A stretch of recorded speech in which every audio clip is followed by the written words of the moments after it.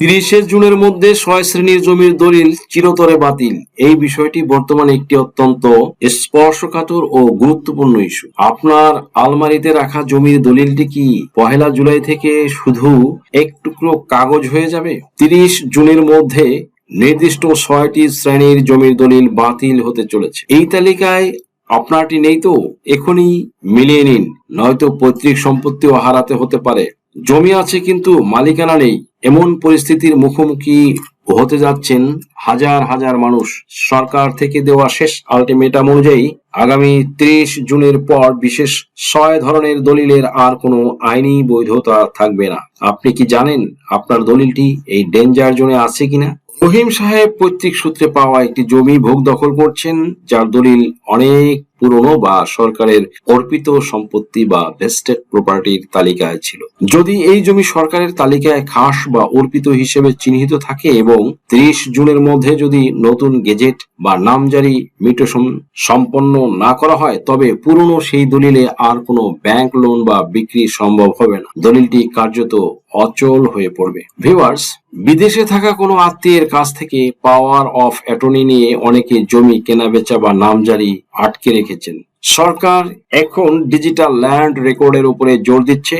30 জুনের মধ্যে যদি পুরনো আমমুক্তারনামার মাধ্যমে মূল মালিকের নাম পরিবর্তন করে নিজের নামে খতিয়ান বা নামজারি না করা হয়, তবে ওই পাওয়ার চিরতরে বাতিল হতে পারে। ফলে ভবিষ্যতে ওই জমির মালিকানা প্রমাণ করা আইনি জটিলতার দীর্ঘসূত্রিতায় পড়ে যাবে। এমতাবস্থায় আপনার দলিলের বর্তমান অবস্থা জানতে দ্রুত স্থানীয় ভূমি অফিসে যোগাযোগ করুন। ভূমি মন্ত্রণালয়ের অফিসিয়াল পোর্টালে গিয়ে আপনার খতিয়ান বা দাগ নম্বর দিয়ে বর্তমান স্ট্যাটাস চেক করে নিন। কাগজ যদি না থাকে ঠিক, সম্পদ হবে পর। হঠাৎ ঝড়ে ভাঙতে পারে সাজানো আপনার ঘর। জমি বাঁচাতে 5টি উপায় বলবো ভিডিওর শেষাংশে, তাই স্কিপ না করে দেখতে থাকুন, তবেই থাকতে পারবেন পরম সুখের আবেশে। প্রিয় দর্শক মন্ডলী, প্রথম পর্যায়ে যে দলিলগুলো সেটা হচ্ছে হেবা দলিল। বেসিক্যালি হেবা দলিলটা যদিও একটা বৈধ দলিল, বাট দেখা যায় যে অনেক সময় হেবা করার ক্ষেত্রে অনেক ব্যক্তি আছে, তারা হেবার যে নির্দিষ্ট কন্ডিশন বা নির্দিষ্ট যে রুলস রয়েছে বা যে নির্দিষ্ট শর্ত রয়েছে, সেই রুলস মেইনটেইন করে তারা হেবা দলিল সম্পাদন করে না বা হেবা দলিল তারা তৈরি করে না। বেসিক্যালি এসব কারণে হেবা দলিল বাতিল হয়ে যাবে। এখানে দেখা যায় যে বিশেষ যে ক্ষেত্রগুলো বা যে পয়েন্টগুলো রয়েছে, সেই ক্ষেত্রগুলোর ভিতরে অন্যতম একটি অবস্থা হচ্ছে যে অনেক সময় দেখা যায় যে হেবা দলিলটা হয়ে থাকে, যেমন সে ফর লাইক কোনো অসুস্থ বাবাকে দিয়ে বা অসুস্থ মাকে দিয়ে কোনো একজন ছেলে বা কোনো একজন মেয়ে প্রতারণার আশ্রয় নিয়ে তার কোনো এক সন্তান তাকে দিয়ে জোরপূর্বক টিপসই করে নেয়। এই যে অনেক সময় অসুস্থ ব্যক্তিকে সুস্থ করতে যাওয়ার নাম করে বা চিকিৎসকের কাছে নিয়ে যাওয়ার কথা বলে অনেক সময় দেখা যায় যে একজন ছেলে বা একজন মেয়ে, দ্যাট মিনস তার কোনো সন্তান, তার অন্য ভাই বোন তথা ওয়ারিসদেরকে ফাঁকি দিয়ে সে নিজের নামেই হেবা করে নেয়। তাছাড়া অনেক ব্যক্তি আছে, তারা অসুস্থ বা বুদ্ধি প্রতিবন্ধী কোনো পিতা মাতা তাদের ভুল বুঝিয়ে কোনো একজন ছেলে তার নিজের নামে ওই সম্পত্তি হেবা করে নেওয়ার সুযোগ নেয়। অনেক ব্যক্তি আছে, তারা ওই পিতা মাতাকে ব্যবহার করে তাদের নিজের নামে জমিটা হেবা করে নেয় ট্যাক্টফুলি। এভাবে যারা জালিয়াতির মাধ্যমে বা প্রতারণার মাধ্যমে যারা হেবা দলিল করে নিয়েছে, এখন তাদেরকে চিহ্নিত করা হবে এবং তাদের যে জমিটা, দ্যাট মিনস অন্য যে ওয়ারিশ যারা বঞ্চিত হয়েছিল, এখন তারা যদি হেবা দলিল বাতিলের জন্য বা হেবা দলিলের বিরুদ্ধে তারা যদি মামলা দায়ের করে, সেক্ষেত্রে তাদের এই মামলাটা বিষয়টি দ্রুত নিষ্পত্তি করার ব্যাপারে সিদ্ধান্ত নিতে বলা হয়েছে।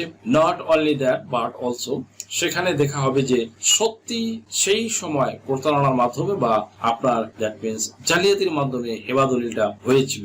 যদি হেবা দলিল বাতিলের নির্দিষ্ট কন্ডিশনের ভিতরে ওই কন্ডিশন বা ওই দলিলটা পড়ে যায়, তাহলে দলিলটা বাতিল বলে বিবেচিত হবে এবং ওই দলিলের অকার্যকর করে দেওয়া হবে, ক্যান্সেল করে দেওয়া হবে এবং ওই দলিল বাতিল করে দিয়ে ওই সম্পত্তি তার সকল ওয়ারিসদের ভিতরে সুষ্ঠুভাবে বন্টনের ব্যবস্থা করে দেওয়া হবে। সুপ্রিয় দর্শক মণ্ডলী, দ্বিতীয় যে বিষয়টি সেটি হচ্ছে ওসিয়তনামা দলিল। এই ওসিয়তনামা দলিল একটি কন্ডিশনাল দলিল, কারণ ওসিয়তনামা দলিল করতে হলে নির্দিষ্ট রুলস রেজুলেশন মেইনটেইন করে দলিলটি করতে হয়। এখানে যে নির্দিষ্ট রুলস সেটা হচ্ছে, অনেক ব্যক্তি আছে তারা না বুঝে ওসিয়তের কন্ডিশন জানে না এবং ওসিয়তনামা দলিল করার ক্ষেত্রে যে প্রধান নিয়ম সেটা হচ্ছে 1/3 বেশি ওসিয়ত করা যায় না, এটা একটা কন্ডিশন। আরেকটি কন্ডিশন হচ্ছে যদি ওসিয়ত করতে হয় তাহলে নিজ ওয়ারিশের বাইরে ওসিয়ত করতে হয়। দ্যাট মিন্স এমন একজন ব্যক্তি যাকে আমি ওসিয়ত করে সম্পত্তি দেব বলে মনস্থির করেছি, সে ব্যক্তিটি হতে হবে আমার ওয়ারিশের বাইরে। দ্যাট মিন্স এখানে ওয়ারিশ বলতে বোঝানো হচ্ছে যে আমি মারা যাওয়ার পর আমার সম্পত্তি সে পাবে না, এটা বোঝাচ্ছি। আমি মারা যাওয়ার পর আমি জানছি যে আমার সম্পত্তি আমার এই ছেলে বা আমার এই মেয়ে বা আমার এই ভাই বা আমার এই বোন পাবে, আমি আবার তাদের ভিতরে কাউকে ওসিয়ত করে দিয়ে যাচ্ছি, তাহলে ওসিয়তনামা দলিলটা বাতিল হয়ে যাবে। এই ওসিয়তনামা দলিল অনুযায়ী ওই ব্যক্তি জমিটা চিরস্থায়ী ভাবে ধরে রাখতে পারবে না। এখানে আরেকটি বিষয়, সেটা হচ্ছে ওসিয়ত করতে হলে 1/3 বেশি করা যাবে না। অর্থাৎ যে ব্যক্তি ওসিয়ত করবে তার সমস্ত যে সম্পত্তি আছে সেটা 3 ভাগে বিভক্ত করে উনি চাইলে সর্বোচ্চ 1 ভাগ পর্যন্ত যে কাউকে ওসিয়ত করে দিতে পারবে। সেটা তার নিজের রক্তের ভিতরে যদি হয়, অর্থাৎ তার ওয়ারিশদের বাহিরে হওয়া লাগবে, তিনি মারা গেলে সম্পত্তি পাবে এমন ব্যক্তির বাহিরের ওয়ারিশ হতে হবে, আবার পাড়া প্রতিবেশী যে কেউ হতে পারে। তবে ওসিয়ত করার ক্ষেত্রে 1/3 যে লিমিটটা, 1/3 যে লিমিট, সেটা কোনোভাবেই কিন্তু ক্রস করা যাবে না। যদি কোনো ব্যক্তি এভাবে কাউকে ওসিয়ত করে দিয়ে যায় এবং ওসিয়তনামা দলিলটাও যদি কার্যকর হয়েও থাকে, তাহলে ওই ওসিয়তনামা দলিলটা কিন্তু বাতিল বলে বিবেচিত হবে এবং ওই দলিল অনুযায়ী কোনো ব্যক্তি জমির মালিকানা ধরে রাখতে পারবে না। আবার ওসিয়তনামা দলিলের আরো একটি শর্ত আছে, সেটা হচ্ছে যদি ওসিয়ত পূর্বে করা হয় কারো নামে, আবার পরবর্তীতে যে ব্যক্তি ওসিয়ত করছে তিনি জীবিত থাকা অবস্থায় মৃত্যুর পূর্বে আবার আরেকজনকে ওসিয়ত করে গেল, তাহলে এই ক্ষেত্রে ওসিয়তনামার দলিল হিসাবে প্রথমটা কার্যকর হবে না। অর্থাৎ ওই ব্যক্তি সর্বশেষ যাকে ওসিয়তনামা দলিল করে দিয়েছে সেই ওসিয়তনামা দলিলটি কার্যকর হবে। সুপ্রিয় দর্শক মন্ডলী, তৃতীয়ত যে বিষয়টা সেটি হচ্ছে যে দলিল বাতিল হয়ে যাবে, সেটা হচ্ছে রেজিস্ট্রেশন বিহীন দলিল। সাধারণত অনেক ব্যক্তি আছে তারা সরকারের রাজস্ব ফাঁকি দেওয়ার জন্য এবং সরকারকে দলিল রেজিস্ট্রেশন করার সময় যে নির্দিষ্ট ফি প্রদান করে দলিল রেজিস্ট্রেশন করতে হয়, সেখান থেকে সরকারকে বঞ্চিত করার লক্ষ্যে মূলত অনেকে নিজেদের ভিতরে ঘরোয়াভাবে বা কোনো একজন মহুরি ব্যবহার করে সেম একই জিনিস বা একইভাবে ফ্রডুলেন্টলি তারা একটা দলিল তৈরি করে, অর্থাৎ মহুরিকে ব্যবহার করে এবং একটা দলিল রেজিস্ট্রেশন করার পূর্বে যেভাবে সম্পত্তি মহুরিকে ব্যবহার করে এবং একটা দলিল রেজিস্ট্রেশন করার পূর্বে যেভাবে সম্পত্তি হয় বা দলিল লিখে নিতে হয়, সম্পূর্ণ প্রসেসটি মেইনটেইন করেই উনি একটি দলিল তৈরি করে নেয়। বাট এই দলিলটা উনি রেজিস্ট্রেশন করেনি, দ্যাট মিন্স রেজিস্ট্রেশন বিহীন অবস্থায় দলিলটা রেখে দিয়েছে। এই ধরনের কিছু রেজিস্ট্রি বিহীন দলিল অনুযায়ী অনেক ব্যক্তি আছে তারা জমির মালিকানা যুগের পর যুগ ধরে রেখেছে। তারা এখন এই রেজিস্ট্রেশন বিহীন দলিল অনুযায়ী যদি জমির মালিকানা দাবি করে বা জমির মালিকানা ধরে রাখতে চেষ্টা করে, তাহলে তারা কোনোভাবেই ওই রেজিস্ট্রেশন বিহীন দলিল ব্যবহার করে জমির মালিকানা ধরে রাখতে পারবে না, জমির মালিকানা লাভও করতে পারবে না। বিকজ অফ উইদাউট রেজিস্ট্রেশন দলিল, এটা সরকারের সম্পূর্ণ কাউন্টের বা শর্তের বাইরের একটি বিষয়। এটা সরকার জানেই না যে এই জমির দলিল আছে, সরকার জানবে তখন যখন আপনি সেই দলিলটা রেজিস্ট্রেশন করে নেবেন সাব রেজিস্ট্রি কার্যালয় থেকে। সাব রেজিস্ট্রার কার্যালয় থেকে রেজিস্ট্রেশন করে নিতে পারলে তখন সেটা আপনার মূলত দলিল হিসেবে বিবেচিত হবে। কিন্তু আপনি রেজিস্ট্রেশন করার পূর্বে সম্পূর্ণ প্রসেস মেইনটেইন করে একটা দলিল করে রেখেছেন, সেটা কখনো আপনার মূল দলিল হিসেবে বিবেচিত হবেই না। আর সরকারের পক্ষ থেকে এই রেজিস্ট্রিবিহীন দলিলগুলো কখনো স্ক্যান করা হবে না এবং স্ক্যানের আওতাভুক্ত করে অনলাইনকরণ করা হবে না। তাই এই ধরনের দলিল অনুযায়ী যারা জমির মালিকানা লাভ করেছে তাদের মালিকানা কিন্তু বাতিল হবে, তাদের দলিলটা বাতিল হবে। তবে প্রকাশ থাকে যে তারা যদি তাদের জমির মালিকানা ধরে রাখতে চায় তাহলে অবশ্যই তাদের একটা পরিপূর্ণ সিস্টেম মেইনটেইন করে একটা পূর্ণ দলিল বা ভালোভাবে একটা দলিল রেজিস্ট্রেশনকৃত দলিল তাদের তৈরি করে নিতে হবে। তবে তাদের প্রসেসিংটা মেইনটেইন হবে, তাদের মালিকানাটাও স্থায়ী হবে বা ফিক্সড হবে, আদারওয়াইজ কিন্তু হবে না। This is the true fact. চতুর্থত যে বিষয়টি সেটি হচ্ছে যে জাল দলিল। অনেক ব্যক্তি আছে যারা অহরহ জাল দলিল তৈরি করে প্রতারণার আশ্রয় নিয়ে এগুলো তৈরি করে জমি হস্তান্তর, বেচা বিক্রি বা নিজেরা ভোগ দখলে আছেন। এখন এসব দলিল কিন্তু চিহ্নিত করা হচ্ছে অ্যান্ড দেন এগুলো সরকারের পক্ষ থেকে বাতিল করে দেওয়া হবে। কেননা সরকারিভাবে যখন সম্পূর্ণ দলিল অনলাইনকরণ করা হবে তখন জাল দলিলও যদি অনলাইনের প্রক্রিয়ার ভিতরে অন্তর্ভুক্ত হয় তাহলে পরবর্তী ওই দলিল বাতিল করা সম্ভব হবে না বা খুব একটা সহজে সেটা আর বাতিল করা যাবে না। That's why in this situation সরকারের সার্বিক প্রক্রিয়া বা সার্বিক প্রসেস মেইনটেইন করার জন্য জমির ভিতরে যে জাল দলিলগুলো আছে এই জাল দলিলগুলো চিহ্নিতকরণের মাধ্যমে জাল দলিল অনুযায়ী যারা জমির মালিকানা লাভ করেছে তাদের দলিল কিন্তু বাতিল করে দেওয়া হবে। আর সব থেকে বেটার হয় যাদের জমি জালিয়াতের মাধ্যমে অনেক ব্যক্তি আছে তারা তাদেরকে বঞ্চিত করে, ডিসপ্যারেট করে জমির মালিকানা গেইন করেছে, সে সকল ভিকটিম যারা, দ্যাট মিন যাদেরকে প্রতারিত করা হয়েছে, ডিসপ্যারেট করা হয়েছে, তারা যদি এখন মনে করে যে এই জাল দলিলের বিরুদ্ধে তারা মামলা দায়ের করবে, তারা অ্যাকশন নেবে, তাহলে সেটা হবে সব থেকে বেটার ওয়ে।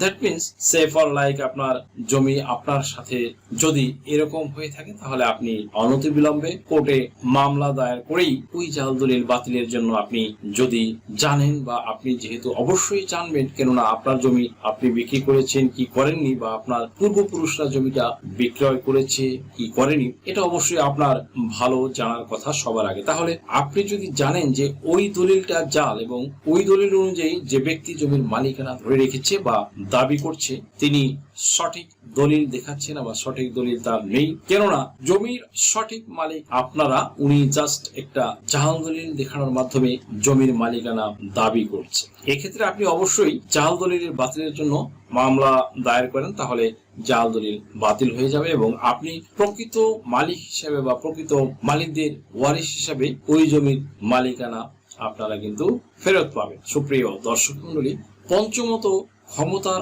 অপব্যবহার করে যারা জমির মালিকানা লাভ করেছিল। পূর্বে বিভিন্ন রাজনৈতিক দল ক্ষমতায় থাকার সময় অনেক ব্যক্তি আছে তারা রাজনৈতিক ছত্রছায়ায় তারা রাজনৈতিক প্রভাব খাটিয়ে বা পেশি শক্তির বলে জমির মালিকানা লাভ করেছিল এবং জমি স্থায়ীভাবে নিজেদের করে নিয়েছিল। আর এসব ক্ষেত্রে অনেক সময় দেখা যায় যে তারা জোরপূর্বক কাউকে ব্যবহার করে টিপসই নিয়ে নিয়েছে, কাউকে জোরপূর্বক ব্যবহার করে সেই জমি ভোগ দখল করে নিয়ে নিজের নামে রেকর্ড করে নিয়েছে।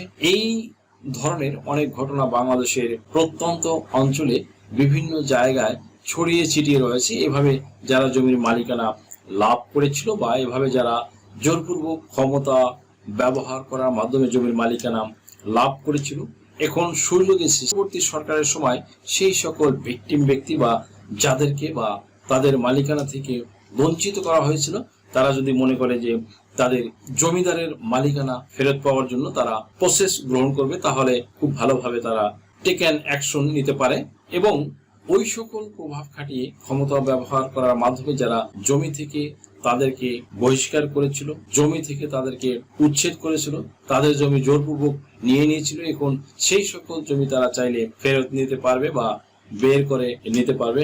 অ্যান্ড দেন আসছে ষষ্ঠত বা সর্বশেষ পর্যায়ে, অংশের চেয়ে বেশি বিক্রয় করা জমি। অনেক ব্যক্তি আছে পারিবারিক সম্পত্তি এবং এক খতিয়ানে অনেক অংশীদার থাকে বা অনেক সময় দেখা যায় একজন ব্যক্তি মারা গিয়েছে, সেই জমির উপরে অনেক ওয়ারিশদের অংশ তৈরি হয়, অনেক ওয়ারিশদের হক তৈরি হয়, অধিকার বা রাইটস প্রতিষ্ঠিত হয়। এই সকল ওয়ারিশান সম্পত্তি দেখা যায় যে অনেক ক্ষেত্রে অনেক ভাই আছে বা অনেক বোনেরা আছে তারা কিছু পরিমাণ বিক্রয় করার নাম করে বেশি পরিমাণ কারো কাছে বিক্রয় করে দিয়েছে।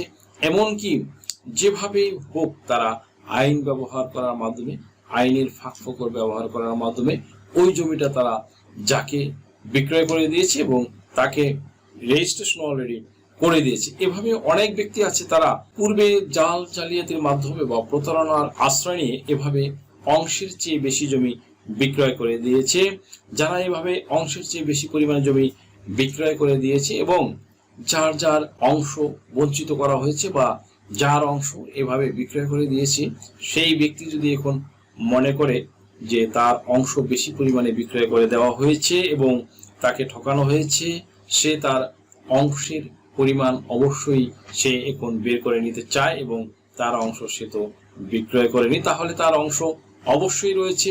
তিনি যদি এখন এই বিষয়টা সম্পর্কে সচেতন হন কিংবা জ্ঞাত হন, তাহলে উনি খুব ভালোভাবে এখন যদি পদক্ষেপ গ্রহণ করে, তাহলে তিনি তাহার সেই জমি দেন অ্যান্ড দেন কিন্তু অ্যাজ পার ল অনুসারে তিনি ফেরত নিতে পারবেন বা নিজের আওতায় করে নিতে পারবেন। কেননা যে তার ওই জমিটি বিক্রয় করে দিয়েছে, তার যতটুকু অংশ আছে সেই পরিমাণ জমি সে বিক্রয় করতে পারবে। সে যে বেশি পরিমাণে জমি বিক্রয় করে দিয়েছে, এটা কোনোভাবেই টিকবে না। যার অংশ সেখানে আছে সেই ওয়ারিশ তখন তার অংশ বের করে নেবে বা অংশ বের করে নেওয়ার জন্য প্রসেস বা প্রক্রিয়া গ্রহণ করবে।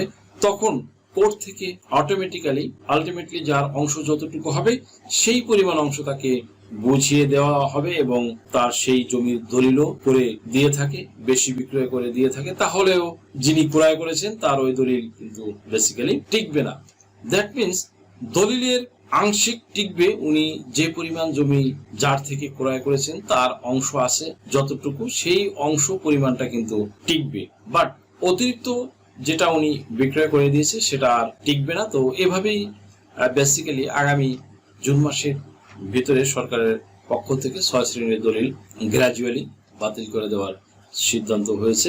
জমির মালিকানা নিশ্চিত করতে 5টি জরুরি পদক্ষেপ। 1 নম্বরে নামজারি বা মিউটেশন নিশ্চিত করা।